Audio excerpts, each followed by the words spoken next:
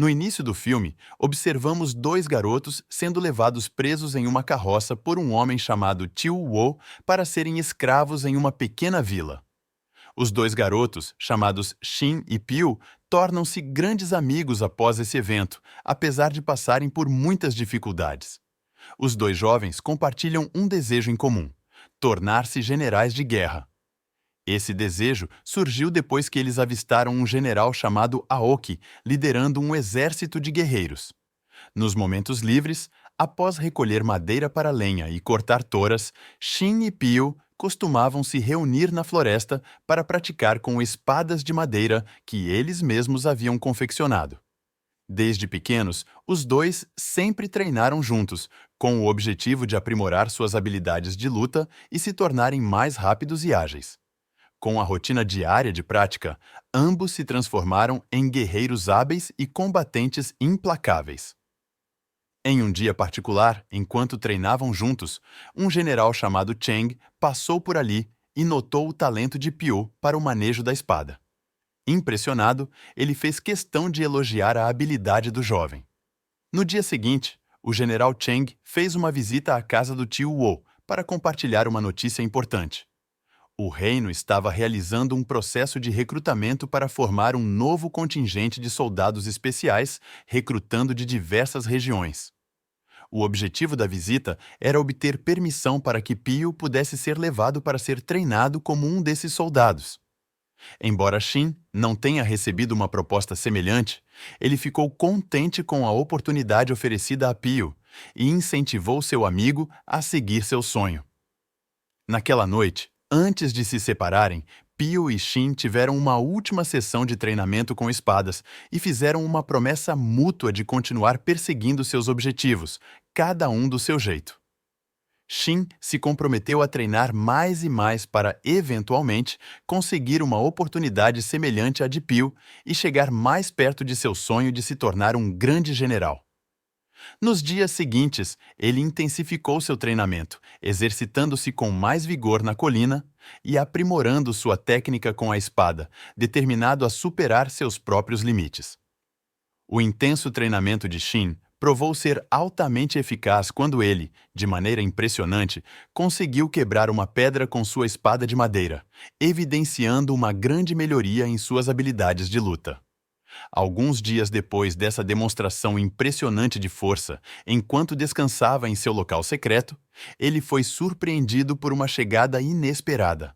Seu amigo Pyo apareceu gravemente ferido e em estado crítico.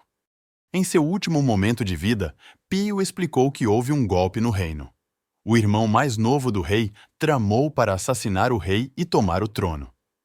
Durante o tumulto que se seguiu ao golpe, os oficiais reais usaram Pyo como um bode expiatório, fazendo-o passar pelo rei para enganar os conspiradores. Esse sacrifício custou-lhe a vida, e agora ele estava ali para dar um último conselho a Shin. Antes de morrer, Pyo entregou a Shin um mapa e lhe disse para ir a uma vila marcada nele. Ele explicou que essa vila abrigava um grupo de guerreiros que poderia treinar Shin para se tornar um guerreiro ainda mais forte. Sem tempo a perder, Shin correu em direção à vila, determinado a seguir as instruções do amigo. No caminho, porém, ele foi emboscado por um bando de ladrões. Graças ao treinamento rigoroso que havia feito até então, ele conseguiu enfrentar os bandidos sem maiores dificuldades e derrotá-los todos sozinho. Depois de se livrar dos atacantes, Shin continuou sua jornada até chegar à vila indicada por Pyo. Lá, ele encontrou uma pequena cabana onde residia um rei chamado Qin, que havia fugido do reino para escapar do golpe. O rei Qin então esclareceu para Shin que o general Cheng havia trazido Pyo para o reino de propósito, pois Pyo tinha uma aparência muito semelhante à do próprio rei Qin. Eles queriam enganar os oficiais da corte que haviam traído o rei e apoiado um golpe ao lado do irmão mais novo do rei, o príncipe Seikyo. Enquanto isso, as tropas do exército real chegaram à casa do tio Wo e descobriram o corpo sem vida de Pyo. O general Ji, aliado do príncipe Seikyo, logo percebeu que a pessoa que ele havia matado antes não era o rei Qin, mas sim um homem do povo chamado Pyo. Ao mesmo tempo, Shin, que acabara de descobrir que o reino havia enganado e sacrificado Piu, ficou furioso com o rei Qin. Durante a discussão entre Xin e o rei, um assassino enviado pelo príncipe Seikyo apareceu repentinamente na cabana onde estavam, com a intenção de matar o rei Qin. O assassino provocou Xin, tentando convencê-lo a matar o rei Qin, alegando que o rei e seus aliados foram responsáveis pela morte de Piu. No entanto, Xin desconfiava do assassino, acreditando que ele poderia ter sido o verdadeiro responsável pela morte de Piu. Por isso, em vez de seguir as sugestões do assassino, Xin o atacou. Depois de uma luta intensa, com ataques mortais de ambos os lados, Xin finalmente conseguiu derrotar e matar o assassino. Com isso, ele pôde vingar a morte de Piu e proteger o rei Qin de uma ameaça iminente. Após o confronto, ele voltou ao soberano Qin e expressou sua frustração por ainda não conseguir lidar com a morte de Piu. Entretanto, o rei Qin procurou acalmar Xin, explicando que o sofrimento de Piu foi um sacrifício para salvar todo o reino. O monarca explicou que era crucial permanecer vivo para evitar que o poder real caísse nas mãos de seu irmão mais novo, cuja natureza cruel e corrupta representava uma ameaça à estabilidade do reino. Convencido pelo rei Qin, Xin concordou em unir forças para formar um novo exército e derrotar o príncipe Seikyo, garantindo que o sacrifício de Piu não fosse em vão. Por outro lado, o príncipe Seikyo reagiu com profundo desapontamento e ira ao saber que o rei Qin ainda estava vivo. Ele ordenou aos seus aliados que enviassem mais assassinos para caçar seu irmão mais velho.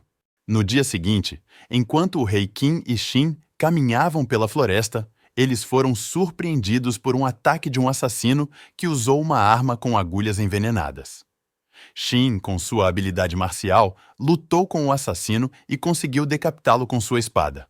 No entanto, durante o combate, uma das agulhas envenenadas o atingiu, fazendo com que ele perdesse a consciência.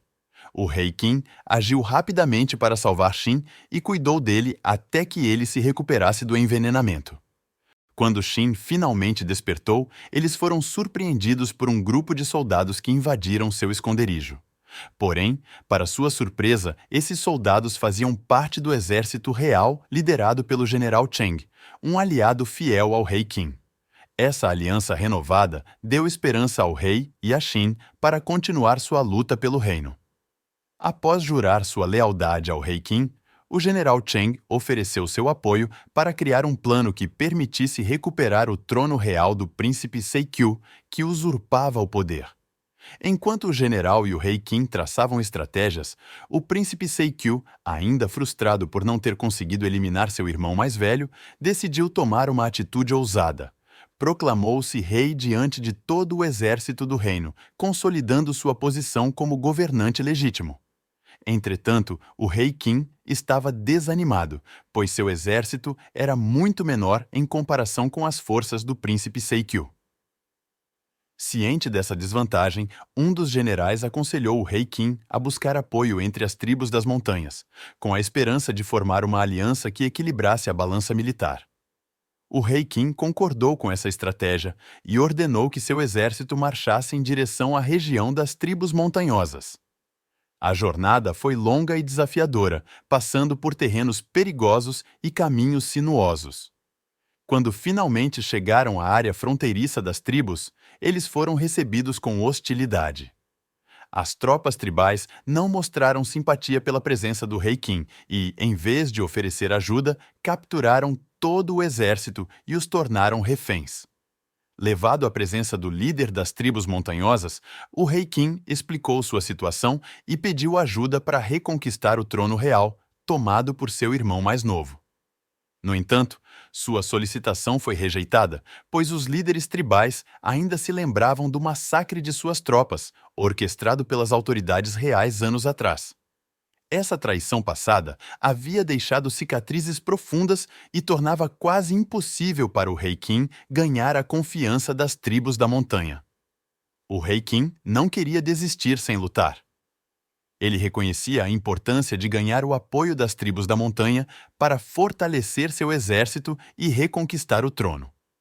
Assim, ele fez um pedido de desculpa sincero a todos os membros da tribo pelos erros cometidos pelos antigos oficiais reais. Sua humildade e sinceridade surpreenderam o líder da tribo, que decidiu perdoar o rei Qin e concordou em ajudá-lo a retomar o trono do usurpador, príncipe Seikyu. Com essa nova aliança, os membros da tribo da montanha juntaram-se ao exército do rei Qin para planejar um ataque ao palácio real. O rei Qin, junto com o general Cheng e Xin, começou a traçar uma estratégia para atacar o exército do príncipe Seikyu de várias direções. O plano envolvia dividir as forças em dois exércitos. O primeiro seria liderado por Xin e pelo general Cheng, que atacariam diretamente.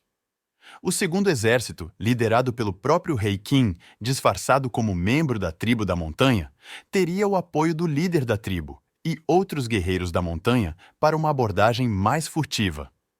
No dia seguinte à chegada das forças combinadas ao reino, o líder da tribo da montanha pediu uma reunião com o comandante das forças reais, declarando que suas tropas desejavam se unir ao exército do príncipe Seikyu.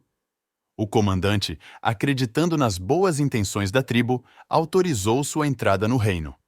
Com essa permissão, o exército da tribo da montanha e o exército do rei Qin conseguiram entrar na cidade e iniciar um ataque surpresa contra os soldados que guardavam os portões do palácio. Com a operação em andamento, a batalha para recuperar o trono havia começado e o rei Qin estava determinado a vencer com a ajuda de seus novos aliados.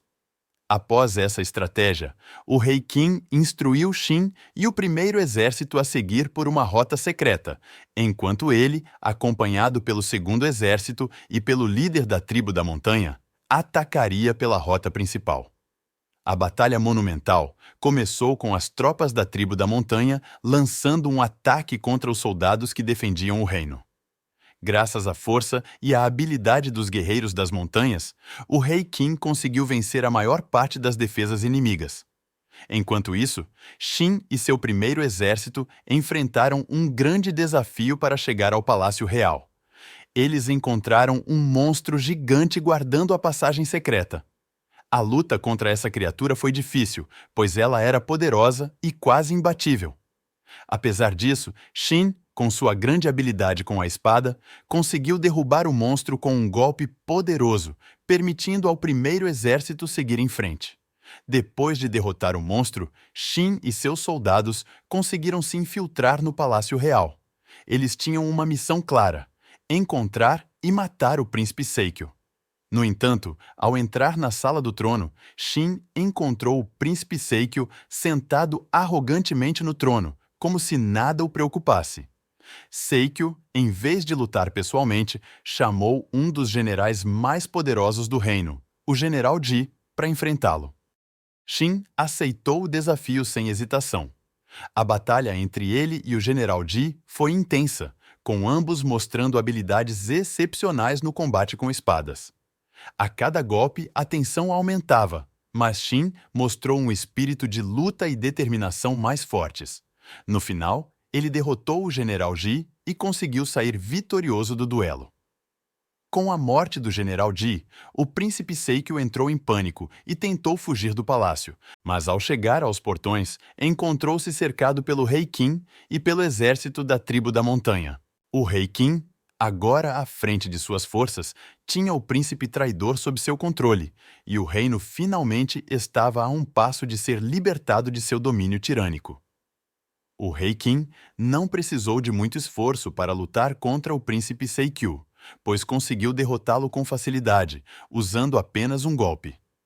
Logo após essa vitória, o general Aoki, conhecido como o general mais forte do reino vizinho, aproximou-se do rei Qin e perguntou por que ele havia iniciado a batalha. O rei Qin explicou que sua intenção era recuperar o trono para impedir que traidores usassem o poder real para seu próprio benefício. Ele também revelou seu plano de unificar todos os reinos do Japão para trazer justiça e paz para todos. Ao ouvir essas palavras, o general Aoki concordou com os ideais do rei Qin e prometeu apoiá-lo em sua missão de estabelecer a paz. No entanto, um dos generais ainda leais ao príncipe Seikyu não aceitou a derrota do príncipe e ordenou que suas tropas atacassem o general Aoki e o rei Qin. A reação do general Aoki foi imediata e sem esforço. Ele derrotou todos os soldados com um único golpe. A audácia do general fez com que o comandante fiel a Seikyu ficasse furioso, levando-o a tentar atacar o rei Qin diretamente. No entanto, Shin, sempre atento, interveio rapidamente, sacando sua espada e matando o general traidor.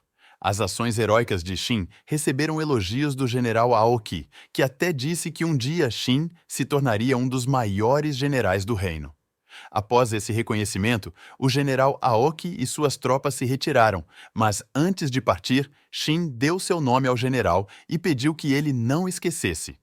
Com o príncipe Seikyu derrotado e os generais traidores mortos, o rei Qin e seu exército celebraram a vitória, tendo recuperado o trono dos usurpadores.